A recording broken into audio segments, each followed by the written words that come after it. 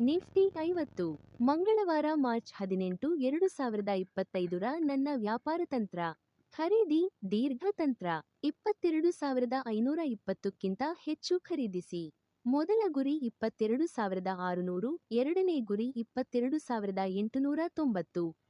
ನಷ್ಟವನ್ನು ನಿಲ್ಲಿಸಿ 22,480. ಮಾರಾಟ ಸಣ್ಣ ತಂತ್ರ. 22,450ಕ್ಕಿಂತ ಕಡಿಮೆ ಮಾರಾಟ ಮಾಡಿ.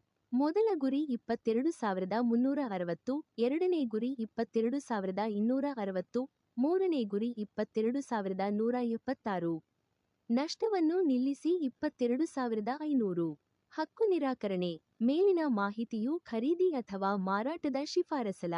ಷೇರು ಮಾರುಕಟ್ಟೆಯಲ್ಲಿ ಯಾವುದೇ ಸ್ಥಾನವನ್ನು ತೆಗೆದುಕೊಳ್ಳುವ ಮೊದಲು ದಯವಿಟ್ಟು ನಿಮ್ಮ ಹಣಕಾಸು ಸಲಹೆಗಾರರ ಸಲಹೆಯನ್ನು ಪಡೆಯಿರಿ. ಧನ್ಯವಾದಗಳು.